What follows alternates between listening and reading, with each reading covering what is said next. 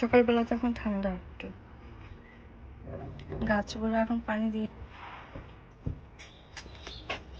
আজকে যে গরম পড়বে, আজকে ওয়েদার ফোরকাস্ট হচ্ছে 34 ডিগ্রি। তো গাছগুলোকে আর্লি পানি দিয়ে দিই যেন ভালো থাকে সারাদিন।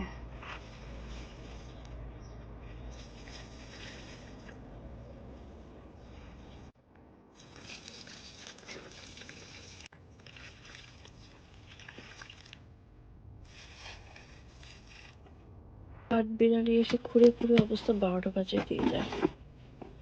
এবার বাদাম ঢুকায় আর এই যে বাদামের খোসা, বাদাম লুকাবে আর খুঁড়ে খুঁড়ে যাবে।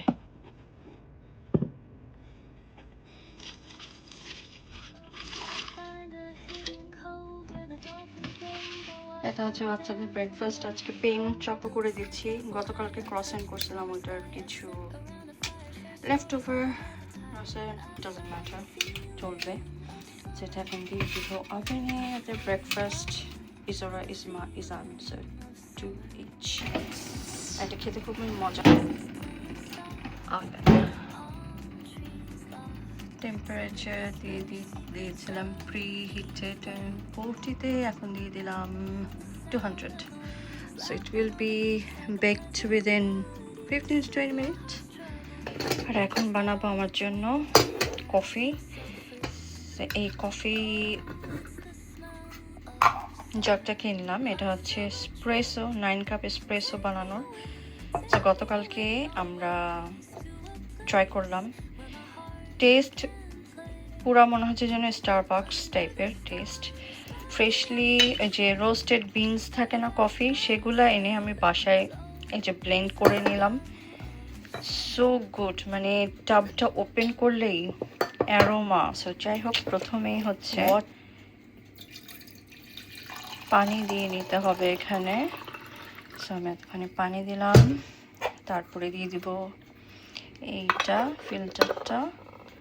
এখন এখানে দিয়ে দিব আমি water smell, look at this, roasted coffee beans বাসায় ব্লেন্ড করা। সো এখানে আমি এটা দিয়ে দিলাম। সকাল সকাল 1 কাপ ইয়ামি কফি। রনি অবশ্য চলে গেছে কাজে, এখন আমি তখন চা খেয়ে গেছে, বাট এখন আমার কফি খেতে ইচ্ছা করতেছে। এখন আমি দিয়ে দেবো এটা, স্ক্রু আপ করে দেবো, তারপরে চুলায় বসায় দিতে হবে। So let me screw it up.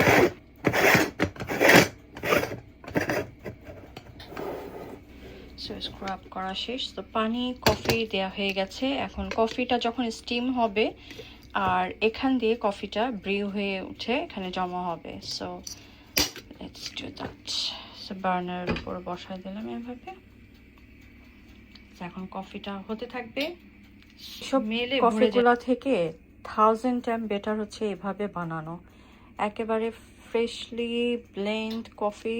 If you like a Starbucks type coffee, must go for it.